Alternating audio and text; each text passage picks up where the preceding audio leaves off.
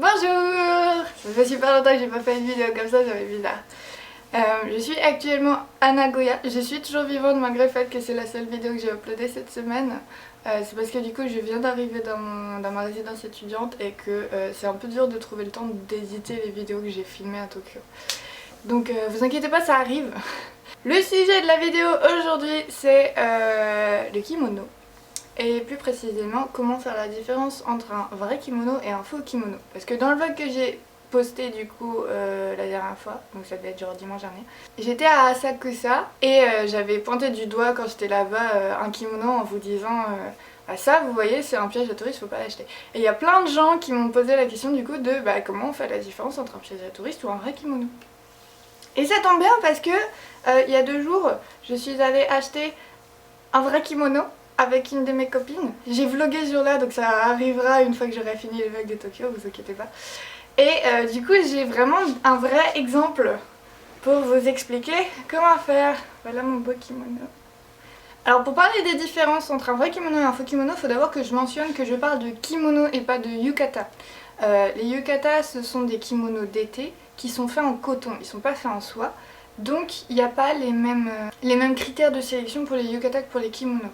Notamment en termes de motifs où les motifs des kimonos vont être vachement plus spécifiques que les yukata où c'est vachement plus libre pour les créateurs.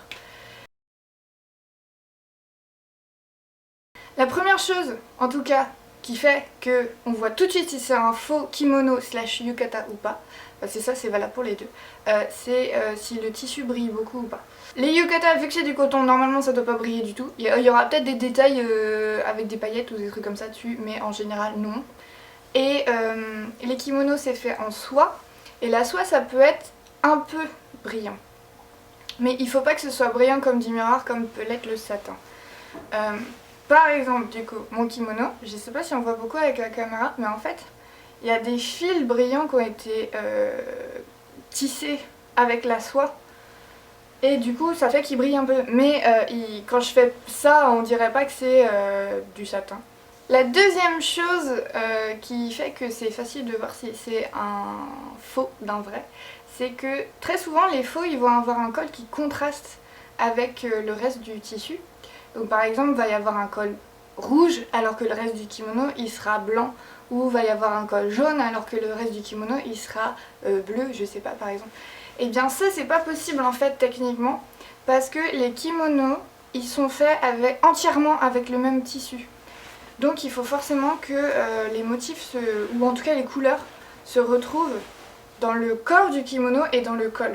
Si vous regardez des vieilles estampes japonaises ou que vous trouvez par hasard un extrêmement vieux kimono, il est possible que le col soit noir.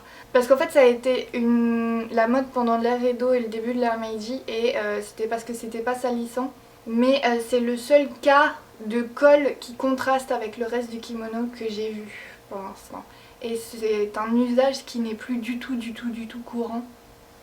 Donc ouais. Évitez le col qui contraste. Comme ça vous êtes à peu près sûr. Le col ou les manches d'ailleurs. Hein. Si les manches sont pas de la même couleur que le milieu, c'est qu'il y a vraiment un problème. De la même façon, les kimonos c'est jamais vendu avec quelque chose pour les attacher qui est cousu dans le tissu. Il n'y a jamais de ceinture intégrée. Si jamais vous trouvez quelque chose qui ressemble vraiment à un kimono où il y a une ceinture intégrée, ça peut être soit un manteau, soit un faux du coup. En fait, pour attacher le kimono, il y a la très large ceinture, mais en dessous de la ceinture on utilise des bandelettes comme ça qui sont vendues complètement séparément et qui sont en général pas décorées parce que ça sert à rien, on les voit pas.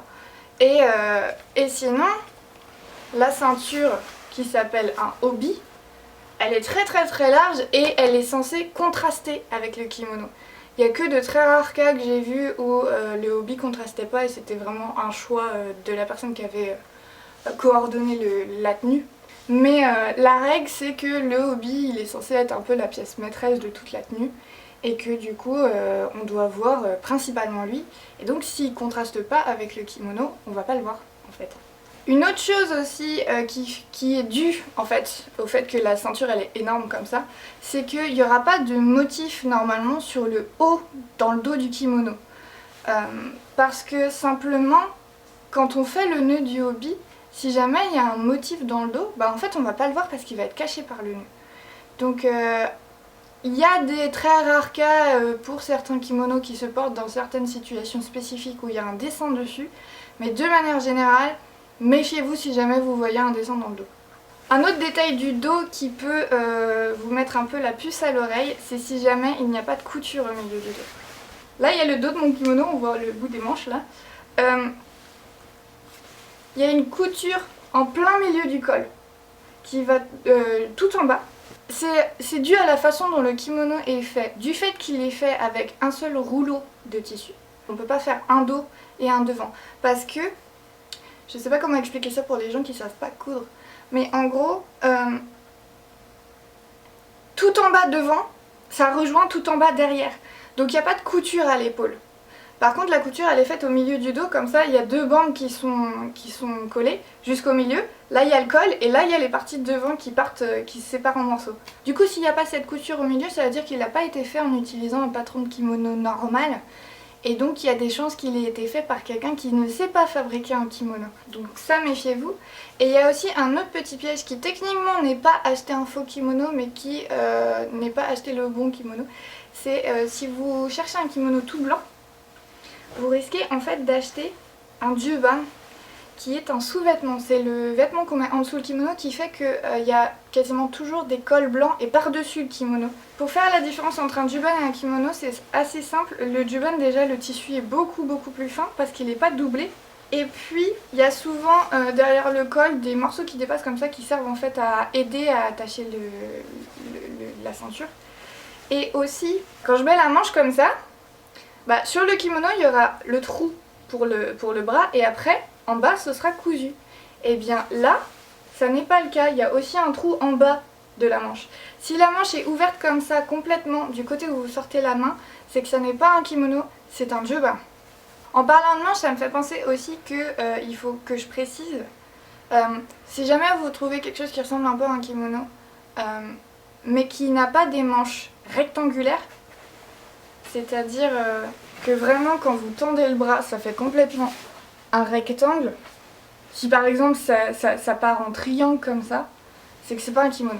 Un autre truc qui peut montrer aussi très rapidement que un kimono est faux, c'est si jamais il a des poches. Puisque ce n'est pas du tout normalement fait avec des poches. Parce qu'en fait, comme les manches elles sont rectangulaires et qu'elles sont coudues vers l'avant, et ben suffit de glisser un truc dans sa manche et c'est bon, on a une poche. Donc il n'y a pas d'utilité de poche dans les kimonos de manière générale. Et aussi en dernier, si jamais vous pensez que tous ces critères là, le kimono que vous avez trouvé les remplit mais que vous n'êtes quand même pas sûr, regardez éventuellement les motifs du kimono. Si c'est un yukata, je vous l'ai dit, c'est un peu plus libre, du coup tant qu'ils sont en coton et que ça ressemble à un yukata c'est bon. Mais si c'est un kimono, donc quelque chose en soie qui est censé être porté plutôt l'automne, l'hiver et le printemps, quelque chose qui est censé être porté avec plusieurs couches de vêtements, etc. Si jamais il y a des motifs qui ne sont pas saisonniers dessus, c'est qu'il y a des chances que ça soit pas en vrai quand même. Parce que le kimono, en fait, tout comme une bonne partie de l'art japonais, est basé sur le changement des saisons. Et donc, y a certains motifs, par exemple, qui ne se portent qu'en automne, certains motifs qui se portent qu'en hiver, et certains motifs qui ne se portent qu'au printemps. Par exemple, les feuilles d'érable, ça va plutôt être l'automne. Les flocons de neige, ça va plutôt être l'hiver. Et les sakuras, ça va être le printemps. Et donc, si vous avez des motifs comme ça qui n'ont rien à voir avec les saisons, par exemple, des dragons, des geishas, des pagodes, des trucs comme ça, je dirais pas que c'est forcément un faux, mais il y a des chances. Par contre, c'est quelque chose qui n'est pas valable à propos du hobby. Puisque par exemple, moi, ce que j'ai acheté, c'est un hobby avec un motif de pont. Et c'est un vrai hobby qui était vendu dans un vrai magasin de vrais kimonos. Donc il n'y a pas de raison que ce soit un faux. Hein. Il est fait dans la bonne matière, il a la bonne longueur, il a la bonne épaisseur, il a la bonne texture. Et en fait, dans le magasin, quand j'ai acheté le kimono, moi j'étais pas sûre du coup. Enfin j'étais sûre que c'était un vrai kimono, mais j'étais pas sûre de à quel moment de l'année je pouvais le porter. Parce que c'est quand même important de faire gaffe à ça. Et parce que c'est un motif avec pas mal de fleurs, mais en même temps avec des couleurs vachement froides. Et en fait du coup j'ai demandé simplement à une dame qui était là, elle m'a expliqué que celui-ci se porte de octobre à avril, donc c'est un motif qui est quand même assez polyvalent. Et c'est aussi pour ça que je l'ai acheté d'ailleurs. Parce que du coup je vais pas me faire une méga collection de kimonos dès maintenant, hein, même si j'ai envie. J'ai pas les moyens financiers. Donc je crois que j'ai fait le tour du coup de tout ce qu'il faut savoir. Les petites erreurs à éviter quand vous portez un kimono, c'est surtout, vous trompez pas sur le côté du col. C'est super important. Il faut que le côté gauche du kimono, pour vous, hein, votre côté gauche du kimono, il soit sur le dessus. Il faut que pour la personne qui soit en face de vous, votre col il forme un Y. Donc par exemple si vous dessinez un kimono, faites bien le col en Y. Par contre si vous vous regardez dans la glace, avec votre kimono ça doit faire un Y à l'envers. Côté droit d'abord, côté gauche ensuite. Comme ça. Et du coup pour vous ça fait un Y. Pour moi là dans mon viewfinder de mon appareil photo, ça fait un Y à l'envers. Et ça c'est valable pour le kimono mais aussi pour le juban que vous mettez en dessous. Hein. Et pour les yukata aussi, et pour grosso modo à peu près tout ce que vous avez comme veste au Japon qui se rabat comme ça, un côté par-dessus l'autre. Parce que si vous faites l'inverse, ça veut dire que vous êtes mort. Parce qu'en fait quand on enterre les gens on les met en kimono et du coup le col il est à l'envers. Si vous dessinez des fantômes japonais qui portent des kimonos par contre vous pouvez dessiner le col à l'envers. Ça c'est valable. Je sais que pour Halloween on va porter les kimonos et on a envie de faire des costumes de fantômes. Du coup on va mettre le col à l'envers, là ce sera bon. Mais il n'y a que dans cette situation là où genre c'est pour un costume d'Halloween que vous avez le droit de porter en étant vivant un kimono à l'envers, ok? Faites attention aussi si jamais vous faites du cosplay, c'est vachement important ça. Deuxième chose qui vous fera passer pour un touriste, c'est si jamais l'été vous êtes au Japon et que vous portez un yukata, il faut bien faire attention. Les yukata ça ne se porte pas avec des sandales, avec des chaussettes. Si vous portez des sandales avec des yukata, il faut que vous soyez pieds nus. Ça c'est direct grillé de je sais pas mettre un kimono et j'avais mal aux pieds avec les sandales alors j'ai mis des chaussettes dedans. C'est pas gravissime, c'est pas aussi important que le coup du col, mais mettez pas de chaussettes avec vos sandales. Et donc voilà, je crois que j'ai donné toutes les informations que je connaissais. Le prochain vlog de Tokyo arrive dans vraiment pas longtemps parce que je l'ai déjà édité en fait, c'est juste que je voulais faire cette vidéo entre Asakusa et le prochain. Et du coup je vais me botter les fesses pour éditer les vlogs de Tokyo rapidement pour enfin arriver au vlog où je suis à Nagoya pour que vous sachiez un peu mieux en fait ce que je vis au jour le jour parce que par exemple là vous avez aucune idée de à quoi ça ressemble ma chambre et tout et j'ai un peu envie de vous expliquer ça. Donc j'ai beaucoup de travail. En plus je commence les cours, genre là on est samedi, je commence les cours lundi donc faut absolument que je fasse tout aujourd'hui en fait. Du coup je vous laisse, je vous vois prochainement dans vraiment pas longtemps. Et prochainement dans vraiment pas longtemps. Bon, et du coup je vous fais des bisous, salut! Ah et aussi j'ai oublié mais je vais faire une vidéo sur comment mettre un kimono, vous inquiétez pas ça arrive. C'est juste que je veux d'abord faire le rattrapage de toutes les vidéos en retard que j'ai avant de le faire. Mais ça arrive courant du mois prochain je pense.